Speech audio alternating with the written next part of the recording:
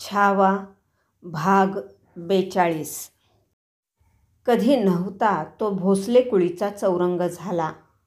मथुरेत संभाजीराजे, तीर्थक्षेत्रांच्या वाटेवर राजे, राजगडावर थकदिल जिजाऊसाहेब आणि माहेरी शृंगारपुरी येसूबाई.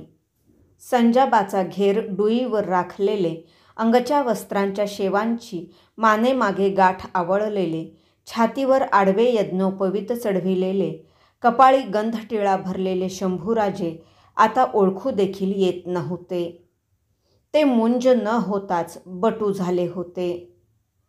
केशोपंतांनी त्यांना उत्तरी आन्हिके, आचमन, संध्या या सगळ्यांचा सराव दिला. केशोपंतांच्या सुसंस्कृत घरी शंभूराजांना कानी पडणाऱ्या संस्कृत बोलीने भुरळ घातली. आकाशसुंदरीने शारदीय सांजवेळी पौर्णिमेच्या टपोऱ्या चंद्राचे फूल आपल्या निळ्या केस गुंफणीत माळावे तशी ही बोली होती. मधुरातली मधुर, ऐकताना अंगाभोवती पिवळा धमक शालनामा पांघरतो आहोत असे वाटायला लावणारी. आपण नेहमी ऐकतो त्यासारखीच ही भाषा आहे, पण नेमकी कशासारखी हे संभाजीराजांना फार दिवस उकलत नव्हते. एकदा ते विसाजीरावांबरोबर देवदर्शनासाठी हरिहरेश्वराच्या मंदिरात गेले. तिथे आरतीचा जयकार चालला होता. तो ऐकताना त्यांना मनचा पेच उकलून गेला.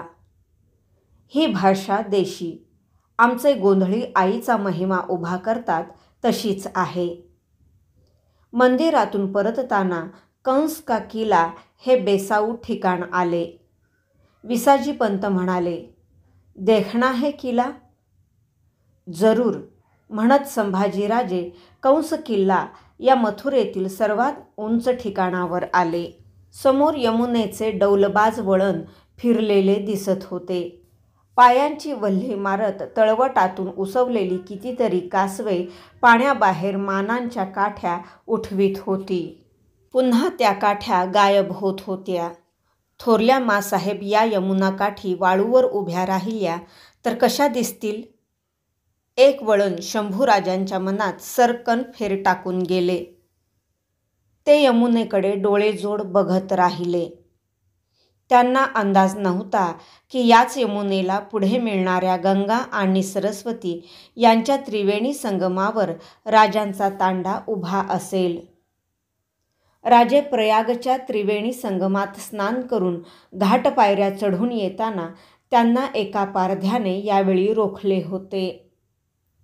हातातील पिसांचा जुडगा त्यांच्यासमोर धरून तो म्हणाला, बुवाजी, ये गरुड़ के पंख है, मैना के पहाड़ी के, हर काम में यश देने वाले, ले जाओ 5.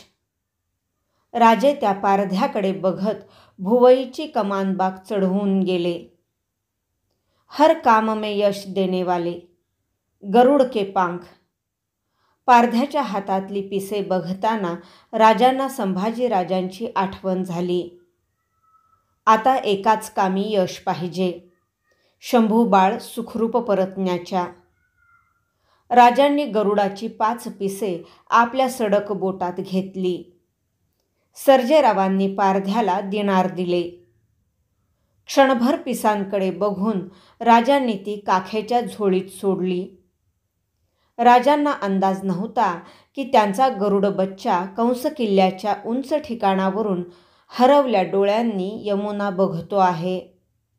आपला आणि मासाहेबांचाच विचार करतो आहे. काळाने दिवसरात्रीचे काळे पांढरे गरुड पाख आपल्या टोपात खुपसले. 1.5 महिन्यांचा काळ मागे पडला.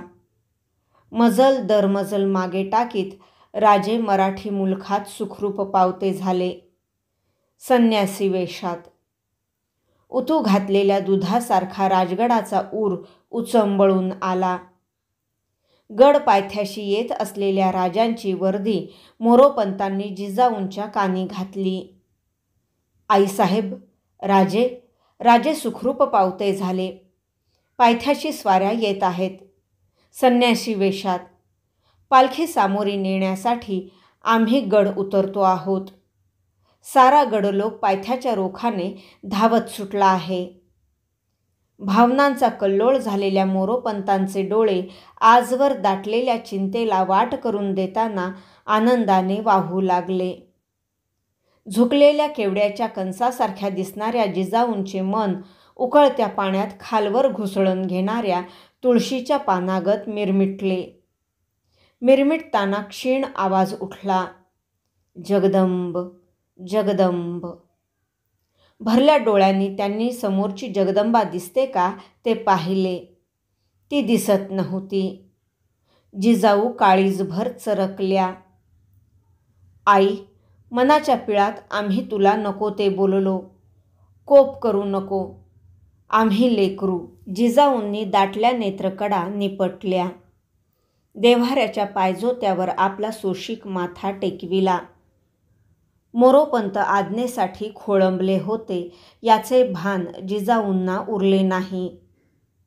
पायथ्याकडे ओढ घेणाऱ्या मनाला आवरणे असह्य झालेले मोरोपंत म्हणाले, आम्ही निघावं आईसाहेब.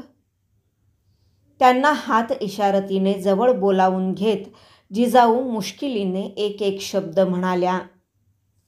पंत, त्यांचा पेहराव घेऊन चला संगती. संन्याशाच्या वेशात आऊसमोर येऊ नये म्हणतात. या. जिजाऊंनी धाराऊकडे बघितले. ती तबकात साठवण झालेल्या मोहरांकडे बघत होती. पायथ्याशी कोण कोण आले आहे याची कल्पना नसलेले मोरोपंत राजांच्या आणि शंभूराजांच्या पेहरावांची तबके घेतलेल्या धारकऱ्यांसह पालखी घेऊन गड उतरले. गड पायथ्याच्या वाडीतील नायकाच्या घरी राजे आपल्या बैरागी तांड्यांनिशी घोंगडीवर बसले होते. घराबाहेर माणसांचा दाटवा झाला होता. उतावळे जीव कलकलत होते. संन्यासी ते ऐकून गलबलत होता. मोरोपंत आले. त्यांनी दारी पालखी ठाण करून तबकधारी मावळ्यांनिशी नायकाच्या घरात प्रवेश केला. राजे समोर दिसताच मोरोपंत पुढे झाले. राजांचे बैरागी पाय शिवण्यासाठी ते झुकणार एवढ्यात घोंगडीवरून उठून राजांनी त्यांना उठवते घेतले. खांदा भेट दिली. दोघांचाही प्रेमा उचंबळून आला. केळीचा मोना पाझरावा तसे पंतांचे डोळे पाझरू लागले. राजांनी तातडीने चलावे. मासाहेब. मोरोपंतांचे शब्द घशातच घुटमळले. निघण्यापूर्वी हा राजसाज अंगी धारण करावा.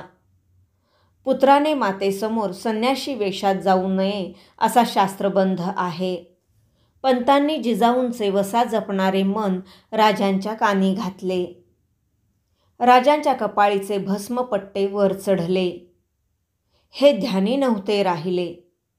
राजांनी भस्मपट्ट्यांना मनाचा पडसाद दिला. ते खाली उतरले.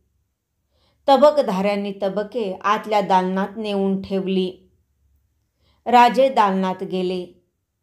अंगीच्या छाटीला त्यांनी ती उतरण्यासाठी हात घातला. लवभर त्यांचा घातला हात थबकला. मनावर विचारांची छाटी चढली. आम्ही ही छाटी उतरतो आहोत. पण शंभूबाळांच्या अंगी ती आजही असेल. हे असे विचार, असे क्षण पाठलागावर पडले की वाटते अंगची छाटी कधी उतरूच नये. पुत्र संन्याशी वेशात, पिता राजपेहरावात. हा कसला खेळ? काय आहे आईच्या मनी? जगदंब जगदंब. राजांनी छाटी उतरली. अंगी चढवावा म्हणून त्यांनी घोंगडीवर मांडलेल्या एका तबकातील जामा उचलला आणि राजांच्या उभ्या अंगावर सरसरते बाभळीचे बनच बन फुलले. डोळे ताणून ते हातातील आखूड हात भाईच्या जाम्याकडे बघतच राहिले. तो शंभूराजांचा होता. त्याच्या एका दर्शनाने राजांचे राजेपण, संन्यासीपण घुसळून दूर फेकून दिले. नको तो विचार राजांच्या आबा म्हणविणाऱ्या मनात चौखूर घुसला. शंभूबाळ सलामत आले नाहीत तर? पेहराव करून कपाळी शिवपट्टे भरून राजे दालनाबाहेर आले. बैरागी मंत्रीगण यांच्या संगतीने नायकाच्या घराबाहेर आले. बाहेर दाटलेला मावळ माणूस गर्दीने पुढे उसळला. पगड्या राजांच्या मोजड्यांवर टेकू लागल्या. इमानी नेत्रकडा ओल्या होऊ लागल्या. बाराबंद्यांचे बंद ताणव देऊ लागले. माणसे हरवलेला राजा डोळ्यांच्या म्यानात तलवारीगत आबादानीने साठवून घेऊ लागली. त्या कल्लोळात एकट्या मोरोपंतांखेरीज बैरागी सोडले तर शंभूराजांचे भान कुणालाच आले नाही. पेहरावाचे एक तबक तसेच परत आलेले पाहून मोरोपंत मनी चरकले होते. आपल्या माणसांना राजदर्शन देऊन राजे पालखीत चढले. त्यांनी पालखीचा राजगोंडा हाती धरला आणि एका पेचाने त्यांच्या मनाचा राजगोंडा करून मुठीत घट्ट धरला. आता मासाहेब विचारतील, आमचे शंभूबाळ कुठे आहेत? आमची वाट पाहून शिनल्या थकल्या त्यांच्या कानी काय घालावे? राजांच्या मनाला पालखीच्या चालीबरोबर हिसके हिंदोळे बसू लागले. मन सुन्न झाले. फार दिवसांनी पाली दरवाजावरची नौबत दुडदुडली. राजे बालेकिल्ल्यावर आले. त्यांची मुद्रा निर्धारी दिसत होती. डोळे मासाहेबांना शोधण्यासाठी हरणाचे पायखूर लावून दौडत होते. सदर जोत्यावर जिजाऊ उभ्या होत्या. पाठीशी उडू बघणारी डोळ्यांची मावळ पाखरे गोंदल्या मनाने मुश्किलीने थोपती करून धाराऊ उभी होती. खाशांच्या संगतीत राजे सदर चौकात प्रवेशले. समोर जिजाऊ उभ्या होत्या. आसवांची अगणित सफेद फुले जगदंबेच्या चरणांवर गाळून आता देहच तिथे टाकावा काय या विचाराने थरारलेल्या प्राजक्ताच्या कुलवंत झाडासारख्या, परिस्थितीच्या घोडेटापांनी निर्दयपणे तुडवून टाकलेल्या मंदिराकडे जाणाऱ्या समर्पित पायवाटेसारख्या, भवानीने उधळलेला भंडारा मिठीत सामावून घ्यायला आसावलेल्या परडीसारख्या. क्षणभर राजांचे पाय फरसबंदीला जागीच चिटकल्यागत झाले. दुसऱ्या क्षणी भरतीच्या समुद्राचा उसळता भाव कल्लोळ उरी घेऊन राजे झपाझप चालले. टोपाची मोतीलग हिंदकळली. तिचे डुलते फुलोर तेवढे जिजाऊंना कसेबसे दिसले. मग डोळ्यांवर आसवांची सफेद तावदाने सरसरून दाटत उतरली.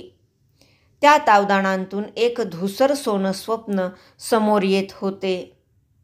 एक थरथरता तेजाळ पोत जवळ येत होता. बाकीचे काहीच दिसत नव्हते, दिसावेसे वाटत नव्हते. राजांनी पायांवर ठेवलेल्या कपाळाच्या स्पर्शाने जिजाऊ उभ्या देही थरारून उठल्या. त्या थरथरीने त्यांच्या डोळी उतरलेली आसवांची तावदाने खळकन निखळली. जिजाऊ साहेबांचा तुळजाई सुशिक आत्मा नेत्रांच्या महाद्वारांनी पाझरू लागला. झुकते होऊन त्यांनी थरथरत्या हातांनी राजांना उठते केले आणि पहाट वाऱ्याच्या झमकीत सुगंधाचा गुंतवा व्हावा तसे, यमुनेच्या पानपाठीला सूर्यरस बिलगावा तसे राजे जिजाऊंच्या मिठीत विसावले. पुत्रपण भरून पावले, मोहरले. मातृपण मुके मुके झाले. कृतार्थता कृतार्थ झाली. चौकात दाटलेल्या हर आसामीला ते बघताना वाटले, आपणच औसाब आहोत. राजे आपल्याच हातमिठीत आहेत. फक्त एकच कुणबाऊ मनाने शंकेला सुपात घालून थडाथड पाखडायला सुरुवात केली. उडणारे भूस डोळ्यात चरचरत शिरू लागले. धाराऊच्या लेकरू कुठं हाय म्हणत तिचे भिरभिरते डोळे राजांच्या बरोबर आलेल्या बैरागी तांड्यांच्या काखेतील झोळ्या झटकू लागले. तटबंदीचे थोराड बुरुज उचलून ते कुणीतरी क्षणाक्षणाला आपल्या उरावर रचत आहे असे धाराऊला वाटले. मिठीतल्या राजांच्या रोखाने फक्त एकच शब्द जिजाऊंच्या दाटल्या कंठाला चकवा देऊन निसटला. जन्माष्टमीच्या दिवशी दुधाच्या धारेत न्हावून निघणाऱ्या श्रीकृष्णाच्या बैठ्या लंगड मूर्तीसारखा मायेने चिंब चिंब थबथबलेला शिवबा. त्या सुटल्या शब्दाचे मायाळ थपथपीतपण जिजाऊंचे जिजाऊंनाच जाणवले. त्याने तर त्यांचे कान क्षणात सुन्न झाले, मन भिन्न झाले. त्या सुन्न भिन्नतेत सारे सारे भाव गुदमरून उठले आणि क्षणातच आभाळीच्या निळाईत इथून तिथवर विजेची नागिन सळसळत जावी तशी जिजाऊंच्या भरल्या मनी शंकेची कातरी नागिन वळवळत गेली. आमचे शंभूबाळ. कधी कधी आठी हातांनी पूजेच्या भरल्या साजाचे तबक परते सारणाऱ्या निग्रही भवानीगत जिजाऊंनी झटकन राजांना विलग केले. त्यांचे खांदे हात तळव्यात घट्ट धरून ठेवीत थरथरत विचारले, राजे, आमचे शंभूबाळ कुठं आहेत? त्या बोलांतील मायेचा ओलावा धरून आलेली जरब ऐकताना राजे सुन्न झाले. निशाण काठीवरून सरसरत खाली उतरणाऱ्या जरीपटक्यासारखे राजांनी डोळे जिजाऊंच्या पायांवर टाकले. राजांचे निसूरपण असह्य झालेल्या जिजाऊंनी आपल्या हाततळव्यातील त्यांचे खांदे गदगद घुसळून टाकीत थरकाप फेरजाब केला. बोला राजे, बोला. त्या लटलट्या शब्दांतच नको ती शंका उतरली होती. आपल्या नाकाचा गड्डा हात चिमटीत धरून मिटल्या डोळ्यांनी डुईचा टोप डावा उजवा झटकीत मोतीलग होलपटून टाकीत राजे घोगरल्या आवाजात म्हणाले, मासाहेब, मासाहेब, आपल्या शंभू बाळांचा काळ झाला. ते गेले. ते नको ते बोल उच्चारताना राजांच्या पोटात लखकन खड्डा पसरला. त्यांच्या मिटल्या डोळ्यांना दिसला एक सावळा हात. जगदंबेच्या पोतावर दाटलेली काजळी माखून घेत तो हात पुढे येतो आहे, आमच्याच रोखाने. हा विचार मनी येताच राजे काळीजभर गलबलले. कानांवर थरथरते हात ठेवणाऱ्या जिजाऊंच्या तोंडून रणशिंगाच्या काळीजमार ललकारीसारखा एकच चित्कार उठला, शंभूबाळ. उभी सदर गरगरली. बैठकीचा पाय चौथरा काढून घेताच जगदंबेची आवेशी मूर्तीसुद्धा खाली ढासळू लागावी तशा जिजाऊ ढासळू लागल्या.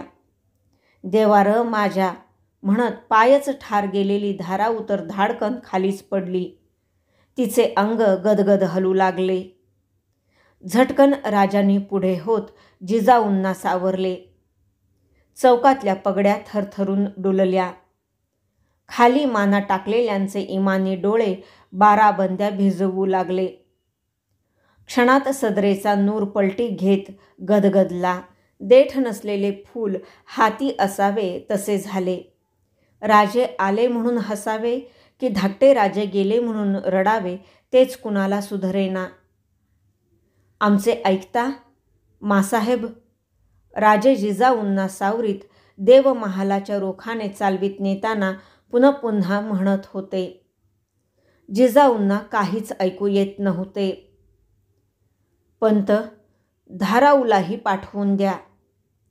राजांनी देवमहालाची इशारत देत मोरोपंतांना सदर सोडताना आज्ञा केली. देवमहालात आणून राजांनी जिजाऊंना प्रथम नीट बसते केले. तोंडात पदराचा बोळा कोंबून फुटू बघणारा काळजाचा इस्कोट आवरीत धाराऊ देवमहालात आली. ती आत येताच राजांनी दाराला आडबंद टाकला.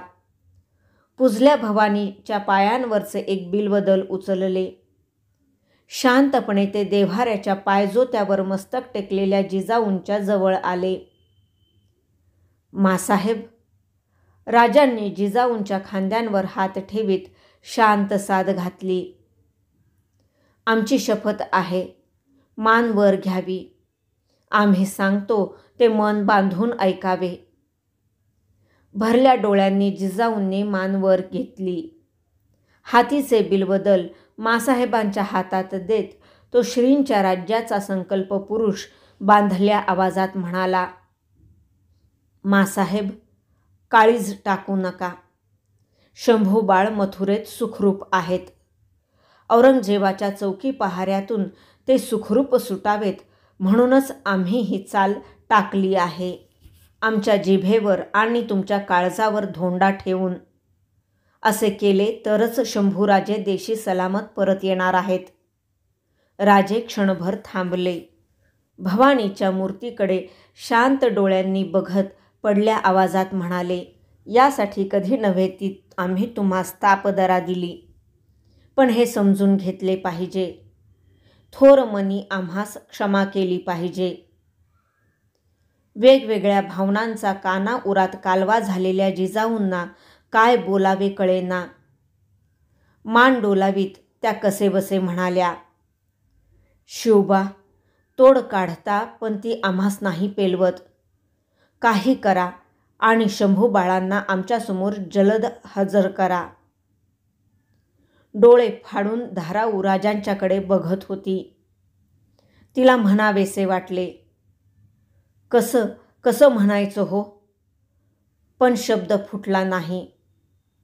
न बघितलेल्या कल्पनेच्या मथुरेत ती केव्हाच जाऊन पोहोचली होती. घोड्यावरचे जीन काढून ठेवावे तसे राजांनी मन बाजूला सारले आणि राजगडावर शंभूराजांचे दिवस घातले. सारा गडदेव सुतकात पडला. संभाजीराजांच्या मरणाची भूमिका 12 मावळात पसरली. वाडी मजऱ्यांतील खोपटांची पाखी हळहळली. राजांनी राजगडाहून धाडलेला थैलीस्वार शृंगारपूरच्या वेशीत घुसला. डुईची पगडी काढून तो पिलाजी शिर्क्यांच्या वाड्यात दिंडी पार करीत शिरला.